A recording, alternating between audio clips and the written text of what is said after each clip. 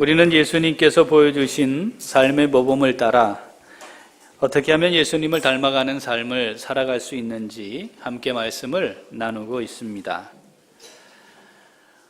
예수님께서 나는 이런 존재야, 나는 이런 사람이야, 나는 이런 하나님이야, 등등 이런 표현들을 많이 하지 않으셨습니다.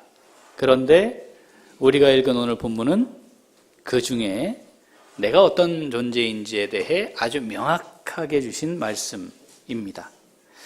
예수님의 삶을 여러 측면에서 살펴볼 수 있겠는데 그 예수님의 삶을 살게 하셨던, 살게 만들었던 중요한 요소가 무엇인지 오늘 본문에는 그것을 정확하게 표현하고 계십니다. 예수님은 어떤 분이십니까? 오늘 본문 마태복음 11장 29절을 보니까 마음이 온유하고 겸손하신 분이다 말씀합니다. 온유하다, 우리가 기본적으로 가지게 되는 느낌이 있죠? 여러분, 제가 온유하죠? 왜 웃으십니까? 온유하다라고 하는 말을 할 때 우리 탁 떠오르는 느낌은 부드럽다, 온화하다 이런 거죠. 저처럼 이렇게 뭔가 센 것처럼 보이는 사람을 향해 온유하다라고 말하는 건 잘 들어보기 어렵습니다. 그런데 성경에 온유하다라고 말할 때 이 온유하다라는 말 속에 또 다른 의미가 하나 숨겨져 있습니다. 그게 뭐냐면 단순하다입니다. 자, 온유하다라는 말의 의미가 뭐라고요? 단순하다.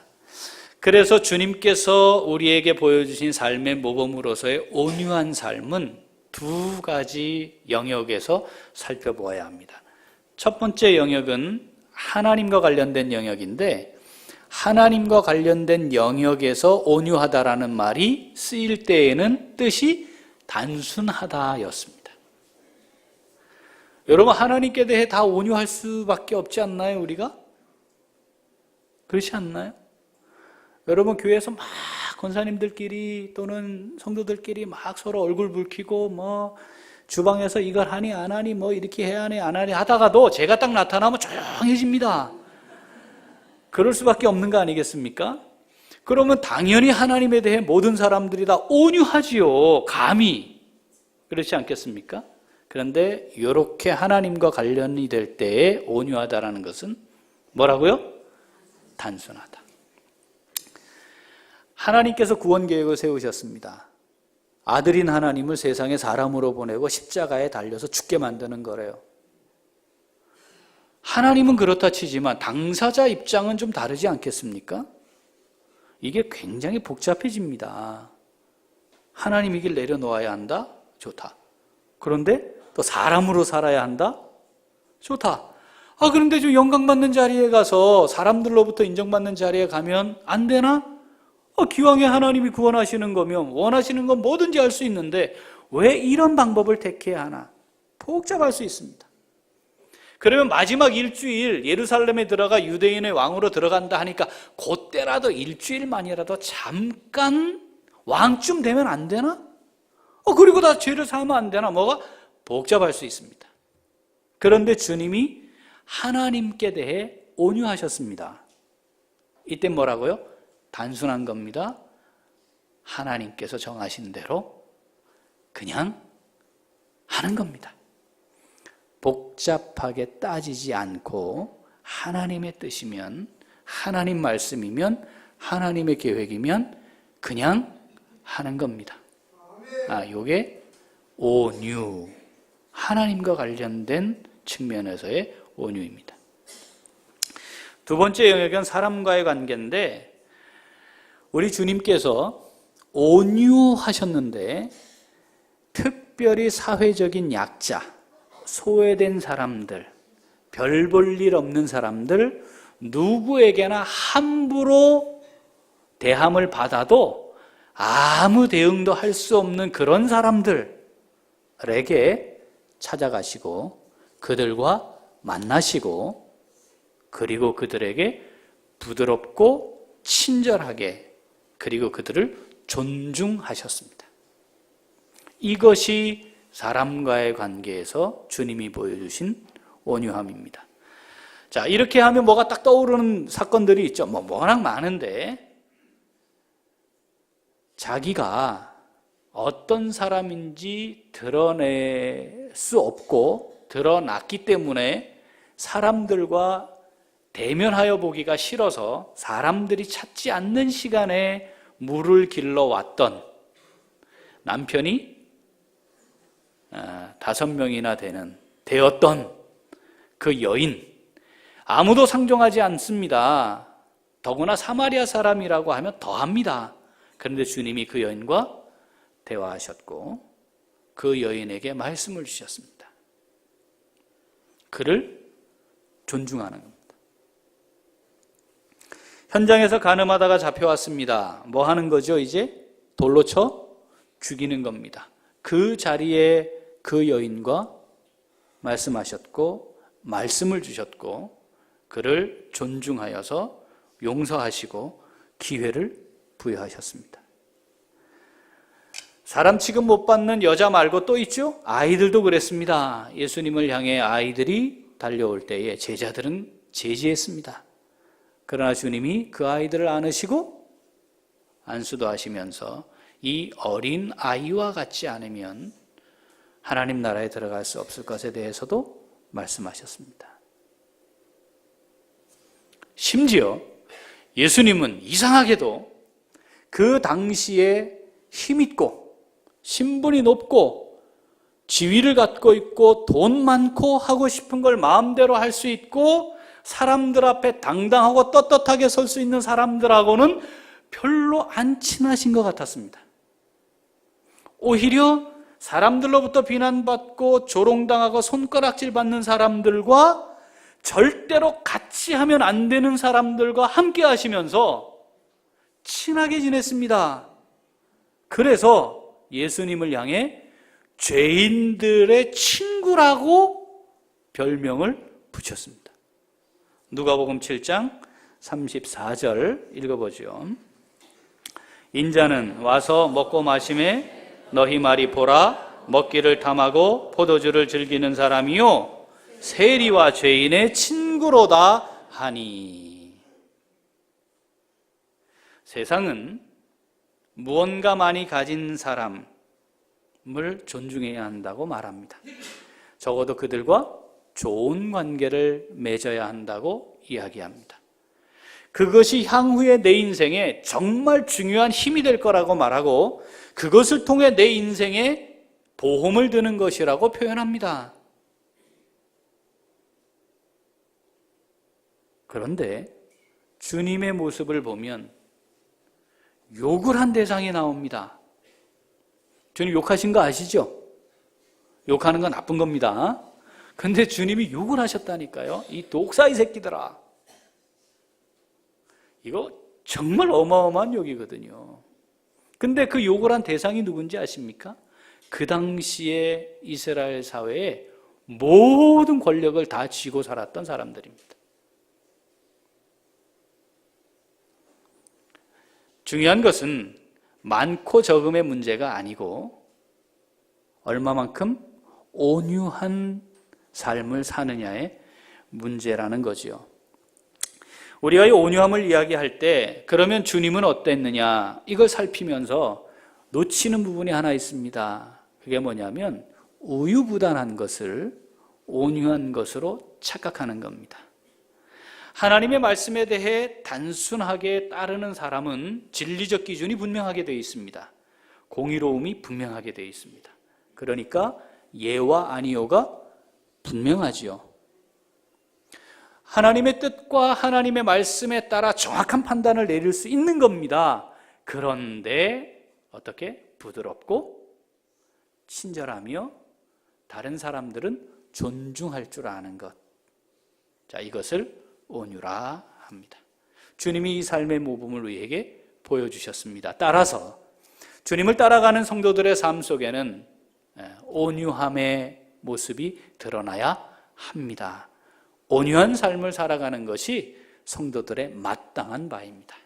자, 오늘은 주님이 보여주셨던 이 삶의 모범을 따라 온유함으로 살아가는 성도의 삶이 어떤지 우리에게 주시는 하나님의 음성 함께 듣고자 합니다. 온유하신 주님의 삶의 모범을 따르는 성도들의 삶은 어떻습니까?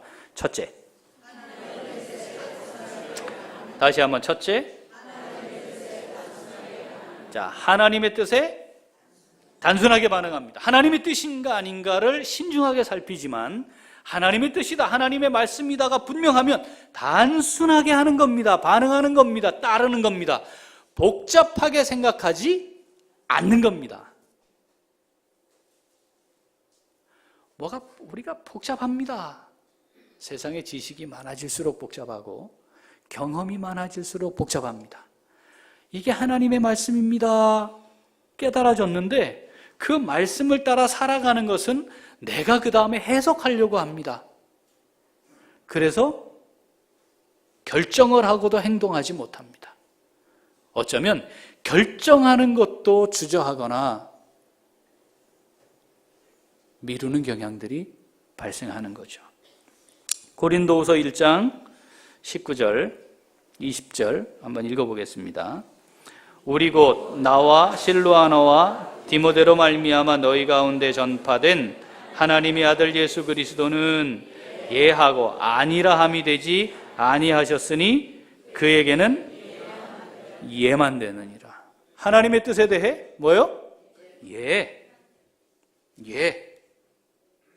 아니오가 없었다는 거예요. 이게 하나님의 말씀입니까? 예. 아버지의 뜻입니까? 예. 아니 근데 잠깐만요. 근데 그러려면 제가 이걸 내려놔야 되고 이걸 포기해야 되고 그 다음에 이런 일이 발생할 수도 있고 그것 때문에 이런 불이익을 당할 수도 있고 이렇게 손해도 이게 복잡할 수 있단 말이죠. 그런데 하나님의 뜻이냐? 예. 20절. 하나님의 약속은 얼마든지 그리스도 안에서 예가 되니 그런즉 그로 말미암아 우리가 아멘 하여 하나님께 영광을 돌리게 되느니라. 하나님의 말씀은 예만 됩니다. 그 말씀을 따라 행하면 하나님이 다 책임지는 거죠. 따라서 하나님의 말씀이냐 아니냐 이거를 분별하는 것이 신중하지, 그렇게 확인된 이후에는 아멘 하고 따라가면 하나님의 영광을 드러내고 선포하신다는 겁니다. 성경에는 믿음으로 살아가는 성도들의 삶이 바로 그렇게 단순하게 하나님의 뜻에 반응하며 복종하는 것이었다는 것을 많은 사람들의 예를 통해 보여주고 있습니다. 그 중에 오늘 한 예를 한번 살펴보려고 합니다. 하나님께서 이 땅에 아들 성자 예수님을 사람으로 보내시기 위해 태를 사용하고자 하셨습니까? 여인의 태를. 그래서 마리아를 선택하셨습니다. 하나님이 천사를 보내셨습니다. 마리아야, 내가 잉태할 것이다. 그리고 아들을 낳을 것이다. 그 아들의 이름을 예수라고 해라. 아니, 저는 남자를 알지 못하는 사람인데 어떻게 잉태를 할 수 있단 말입니까? 상식적으로 이해될 수 없는 일입니다. 걱정하지 말아라. 이건 성령이 임하는 것이고 성령으로 잉태하는 것이란다. 그리고 거룩한 하나님의 아들이야. 그를 통해 하나님이 구원을 이루어 가실 거야. 이해가 안 되겠지만 하나님의 말씀은 능치 못함이 없단다 말씀했어요. 자, 여기까지 하나님이 하실 것에 대해 하나님의 능력에 대해서는 아멘 이렇게 할 수 있어요. 자, 그런데 마리아 입장에서 보면 이게 어떤 상황이 되는 겁니까? 유대 사회에서 매우 복잡해지는 겁니다. 이제 아버지는 누구라고 할 것이며 배가 불러올 때는 어떻게 가려야 할 것이며 사람들에게는 뭐라고 말할까? 요셉과 정혼한 상태인데 이게 요셉의 아들이라고 말하면 결혼 전에 벌써 두 사람이 잠자리 했다는 얘기가 되고, 이야, 이게 뭐가 복잡합니다. 자, 1장 38절 누가복음 1장 38절 같이 읽어봅니다. 마리아가 이르되 주의 여종이오니 말씀대로 내게 이루어지이다 하매 천사가 떠나가니라. 하나님에 대해 온유함입니다. 야, 네, 하나님, 내가 말이야 이렇게 해서 이렇게 할 거야. 알았냐? 네, 하기 싫은데요. 부드럽죠? 굉장히 부드럽지 않습니까? 네, 하기 싫은데요. 저는 그렇게 못하겠는데요. 부드럽지만 온유하지 않은 겁니다.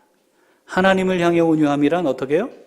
단순하게 하나님의 말씀에 반응해서 예, 아멘 하고 따르는 것이 온유함입니다. 하나님이 요셉에게도 동일하게 보냈습니다. 천사를 보냈죠. 요셉이 마리아가 잉태했다는 소식을 먼저 듣잖아요. 그래서 어떻게 하기로 하죠? 가만히 끊고자 했다. 가만히 끊는다는 말이 뭐였다고요? 이혼하겠다는 거예요. 약혼이 당시에는 결혼과 같은 구속력이 있어요. 그래서 성경도 요셉을 그의 남편 이렇게 표현해요. 가만히 끊는 것은 왜 이혼하는지에 대해 밝히지 않고 이혼하겠다는 겁니다. 요셉은 의로운 사람이라. 그게 그런 뜻이에요. 왜? 마리아를 보호하기 위함입니다. 마리아의 문제가 있어서 내가 이혼합니다 하고 드러내야만 결혼할 가능성이 있는 거예요. 목수니까 누가 시집 오려고 하겠습니까? 그런데 가만히 덮고 이혼을 하면 여자를 버린 나쁜 놈이 되는 거죠, 본인이. 그걸 감수하겠다는 겁니다. 생각이 복잡한 거였죠? 그런데 천사가 왔습니다. 아들을 낳을 것이다. 예언된 말씀을 성취하는 것이란다. 그러니까 두려워하지 말아라. 마리아 데려와라. 자, 24절 마태복음 1장 24절. 자, 그 말씀을 들었습니다. 마태복음 1장 24절. 요셉이 잠에서 깨어 일어나 주의 사자의 분부대로 행하여 그의 아내를 데려왔죠. 뭐대로? 분부대로 행하여. 이것이 하나님을 향한 온유함입니다. 25절 읽죠?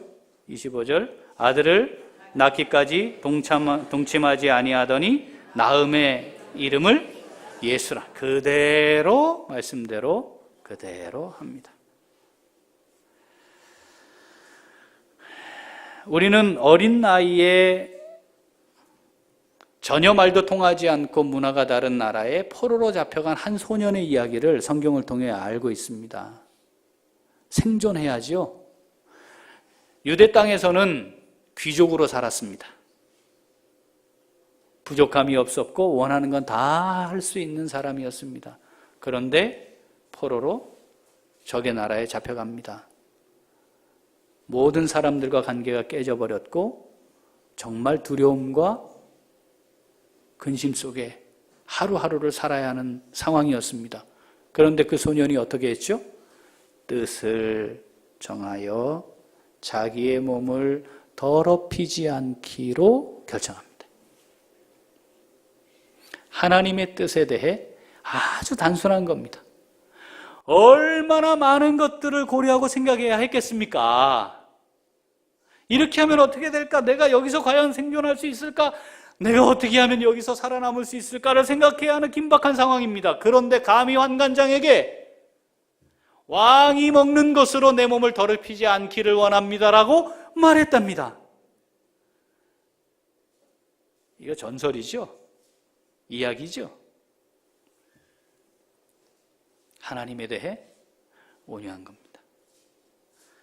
어마어마한 제국을 이루었습니다. 그 제국의 총리가 되었습니다. 황제 다음으로 왕 다음으로 나라의 가장 큰 권력을 가진 사람이 되었습니다. 시기 질투가 분명히 있었죠.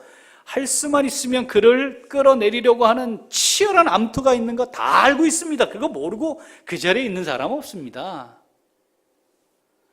무엇을 가지고 나를 공격할지도 다 예상할 수 있는 바입니다. 그런데 30일 동안 기도하면 죽는 겁니다. 제거되는 겁니다. 왜 이 법령을 만들어서 반포했는지 잘 알고 있습니다. 생각이 복잡하지 않을까요?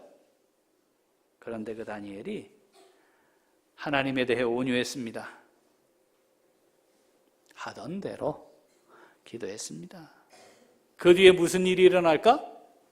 왜 예측이 안 되겠습니까? 예측한 대로 일어났습니다. 사자굴에 던져지는 겁니다. 그런데 단순한 겁니다.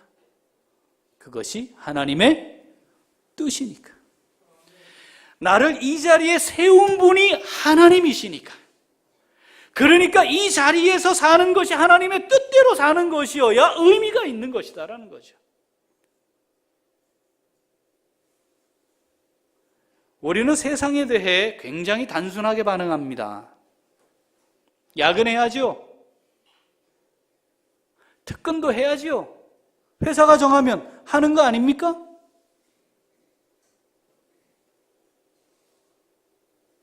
회식해야죠. 이 회식이 내가 참여할 수 있느냐 없느냐 이런 거 다 상관없이 회식한다면 하는 거 아닙니까? 이걸 왜 해야 되고 이건 하면 내게 어떤 유익이 있고 좋고 나쁘고 이런 거 따지고 복잡하게 생각하고 합니까? 그렇지 않습니다. 아주 단순합니다. 학교 가는 겁니다. 엄마, 나 학교 가기 싫은데? 작살 납니다. 어디 그런 생각을 감히 합니까? 단순합니다. 가는 거지. 예배해야 합니다. 여러분, 이 문장 앞에 하나님의 뜻 앞에 단순하십니까? 회식합니다. 출근합니다. 야근합니다. 학교 갑니다. 여기에는 아주 단순하게 반응하면서 행하지만 하나님이 내게 원하시는 주의 뜻을 따라 살아가는 삶에 대해서는 너무 복잡한 거 아닙니까? 그건 어렵겠는데요. 하나님 그거 했다가 제게 어떤 일이 일어날지 아십니까? 물을 필요도 없어요. 이미 제가 결정 다 합니다. 그건 이렇게 하고 그건 그거까지. 성가대 연습해야 합니다. 맞습니까? 맞죠? 네. 이거 아주 단순해야 되는 거거든요. 이게 왜 복잡해져야 하는지 모르겠습니다. 성도로 부름을 받았고 구원의 은혜를 누렸으면 하나님의 나라와 교회와 복음을 위해 섬기고 봉사해야 합니다. 지금 복잡하십니까? 하나님에 대해 온유하지 않은 겁니다. 여러분, 온유하셔야 합니다. 하나님에 대해 온유하지 않으면 건방진 겁니다. 하나님과 싸우자는 겁니다. 여러분, 자식들 키워보셨죠? 능력 있고 공부 잘하고 인정받고 탁월한 자식이 이쁩니까? 부모에게 말을 잘 따라 부모의 마음을 헤아리고 살펴 부모의 뜻에 맞게 사는 자식이 마음이 더 갑니까? 이거 간단한 원리거든요. 하나님은 우리를 향해 온유하기를 원하십니다. 하나님의 뜻이 무엇인지를 묻고 하나님의 뜻이 무엇인지 확인되면 복잡하게 생각하지 마시고 단순하게 반응하십시오. 여호수아 1장 8절 이건 우리도 암송하고 마음에 새기고 우리 자녀들에게 꼭 암송하고 마음에 새기게 하면 좋겠습니다. 읽어보지요. 이 율법책을 내 입에서 떠나지 말게 하며 주야로 그것을 묵상하여 그 안에 기록된 대로 다 지켜 행하라. 그리하면 내 길이 평탄하게 될 것이며 내가 형통하리라. 아멘입니까? 진짜 아멘입니까? 하나님에 대해 말씀 앞에 단순하게 말씀대로 순종하는 온유한 성도들 우리 다 될 수 있기를 소원합니다. 아멘. 자, 온유하신 주님의 삶의 몸을 따라 살아가는 성도의 삶은 어떻습니까? 둘째, 다시 한번 둘째, 온유하다는 것은 부드럽고 친절한 것인데 문제는 이 대상이 제한이 있으면 안 된다는 겁니다. 여러분, 제가 이상한 소리를 하거나 이상한 요구를 하거나 예배 때마다 괜히 박근진 집사님이나 정성진 간사를 자꾸 부르거나 기분 나쁘잖아요? 그런데 저분들이 제게 지금까지 단 한 번도 얼굴을 붉힌 적이 없습니다. 왜냐하면 제가 목사니까 만약 이걸 우리 전도사님이 하셨다면 어떻게 될까요? 어떻게 하셨겠습니까? 두 분? 따로 불렀죠? 전도사님 왜 이러십니까 이거? 저하고 뭐 감정 있으십니까? 이렇게 안 했겠어요? 답 안 하는 거 보니까 그죠? 네, 그렇잖아요. 담임 목사니까 이거 못 하는 거예요. 다시 말하면 어떤 대상에게 부드럽게 친절하게 존중해야 하는지 자연스럽게 받아들여지는 관계가 있어요.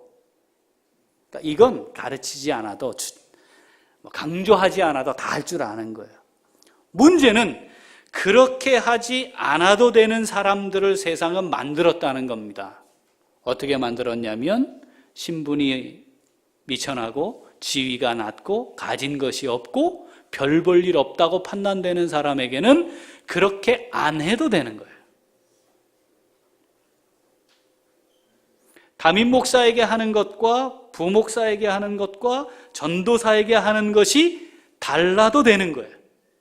이게 세상이 가르치는 건데 하나님은 그래서는 안 된다고 말씀하는 거죠.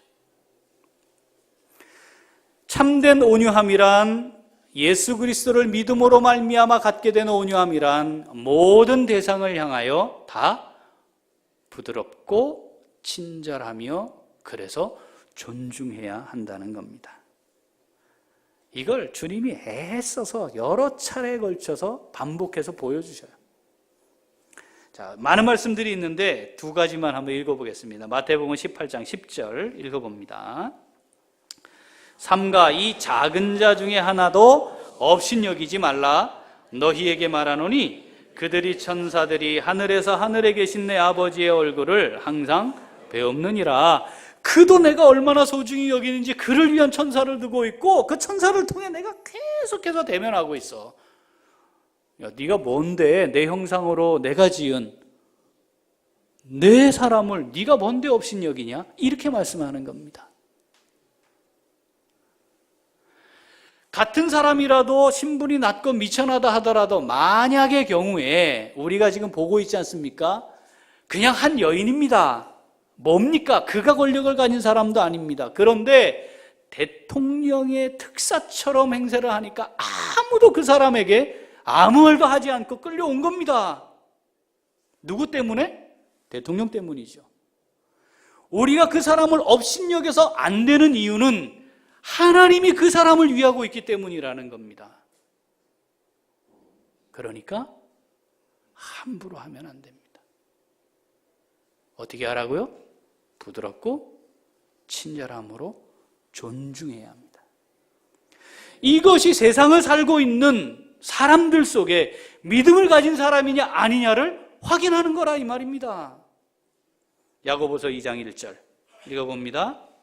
내 형제들아 영광의 주 곧 우리 주 예수 그리스도에 대한 믿음을 너희가 가졌으니 사람을 차별하여 대하지 말아라. 믿음을 가졌으니 차별하여 대하지 말아라. 믿음을 갖지 않았으면 아무 상관이 없다. 왜냐하면 세상의 질서와 원리를 따라 살아가면 되니까. 그러나 너희가 믿음을 가졌다면 사람을 차별하지 말아라. 외모로 그 사람을 판단하고 어떻게 행동할까를 결정하지 말아라 하고는 이어지는 2장의 말씀이 아주 귀족처럼 하고 오는 사람이 들어오고 아주 가난한 헐벗고 굶주린 사람이 들어오면 잘 차려입은 사람들에게는 좋은 자리로 아이고 어서 오세요 반갑습니다 환영합니다 여기 앉으시죠 안내해놓고는 가난하고 굶주리고 헐벗은 사람이 들어오면 지금 어디 여기 들어와가지고 분위기 망치고 지금 꼼짝하지 말고 여기 있어 꼼짝하지 말고 여기 있어요 하고 내 발끝을 떠나지 말라고 말하는 너희들 그거 하나님을 향해 범죄하는 것이다 라고 말하는 겁니다.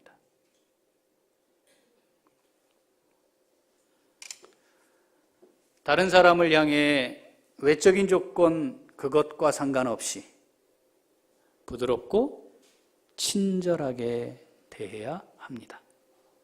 존중해야 합니다. 주님이 그렇게 하신 것처럼.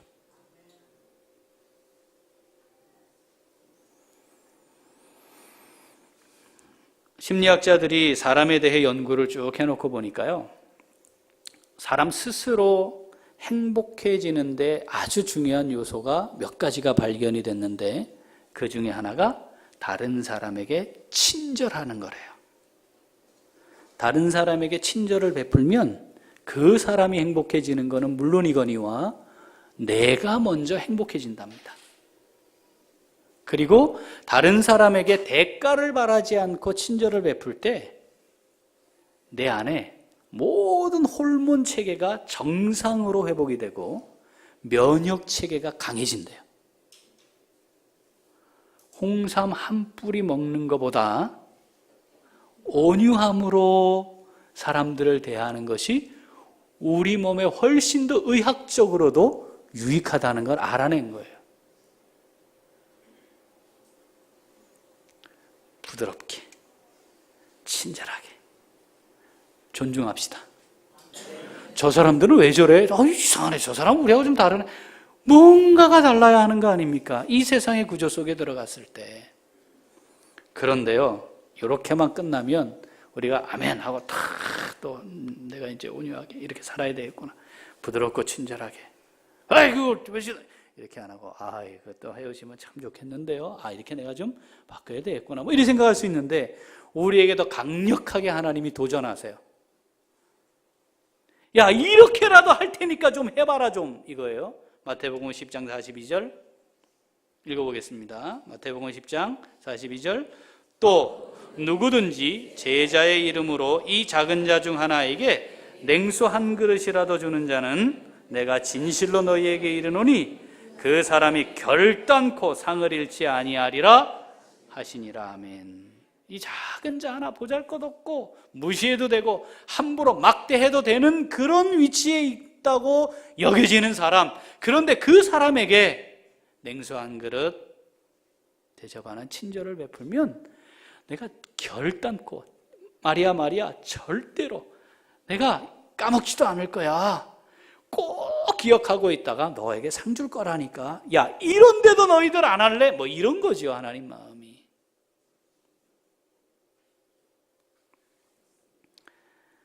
나폴레온 힐이라는 사람이 The Law of Success, 성공의 법칙 이렇게 번역이 될 수 있는데 그런 책을 썼어요. 근데 그 책 안에 여러분 잘 아는 카네기가 자기가 경험했던 거를 써놓게 했어요.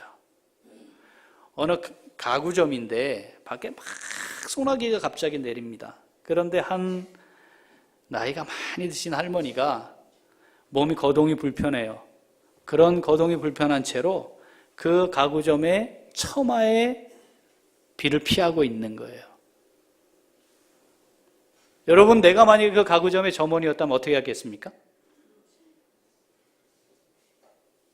아니, 가리면 안 되잖아요. 가구점 입구를 막고 가리고 있으면 안 되지. 이 점원이 나가서 할머니, 이렇게 하면 비 맞아요. 들어오세요. 괜찮으니까 들어와서 비를 잠깐 피하세요. 그랬더니 아니 괜찮아. 나 지금 타고 갈 차를 기다리는 중인데 곧 차가 올 거야. 할머니 그때까지라도 여기 계시면 안 돼요. 비 맞아요. 감기 드세요. 잠깐 들어오세요. 그래서 따뜻한 차를 대접을 하고 이 청년이 가구점 밖을 본 겁니다. 차가 오는가. 그러고 있다가 차가 오니까 할머니 차가 도착했네요. 이제 가셔도 됩니다. 해서 모셔서 차에 태워서 보내드렸어요. 그러니까 할머니가 하나 줘봐 해서 명함을 해서 보내드렸대요. 그 다음에 편지가 온 거예요. 어제 저희 어머니를 잘 보살펴 주어서 고맙습니다. 저희가 집을 새로 지었는데 어머니의 말씀에 따라 저희 집의 가구를 그 가구점에서 들여놓기로 결정했습니다.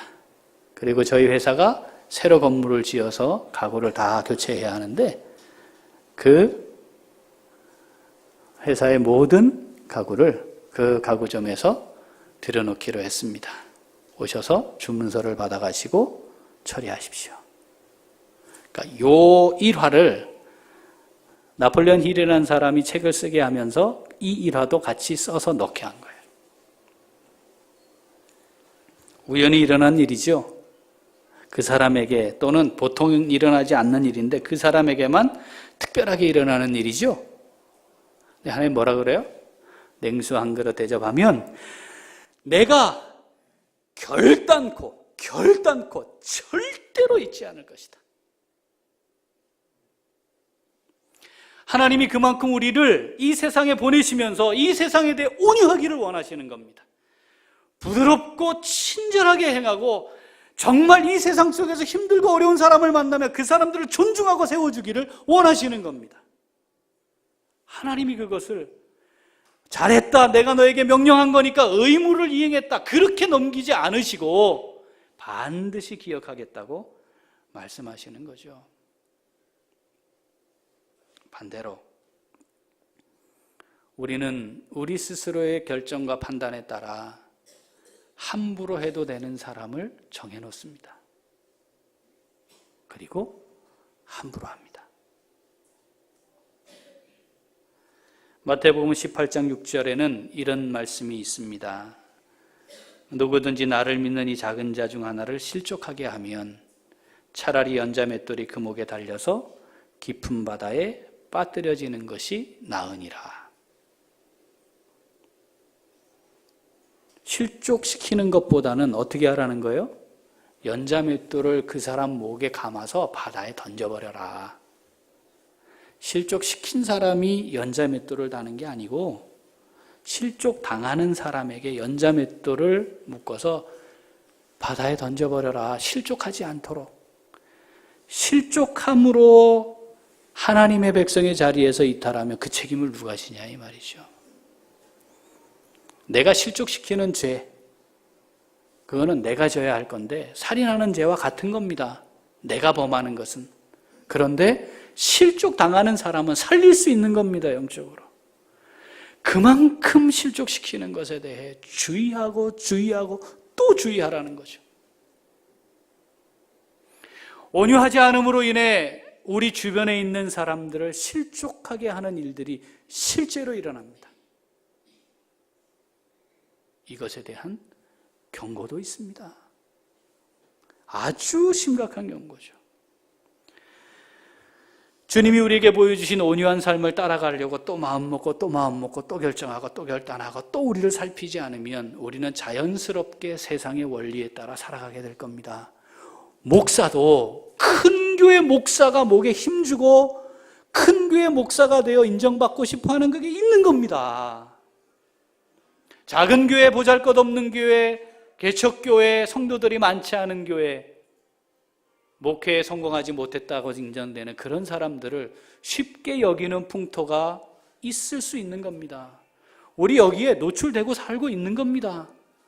어떻게 가르침을 받습니까? 힘을 가져라. 탁월한 능력을 가져야 한다. 다른 사람들보다 더 많은 것을 지녀야 한다. 왜 이런 생각을 하게 되고 왜 이렇게 교육을 받습니까? 다른 사람들에게 업신여김 받지 않고자 하는 마음이 깔려 있는 겁니다. 적어도 그러지는 말아야지.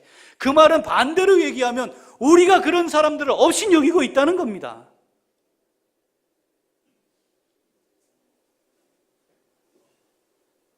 간단한 원리입니다.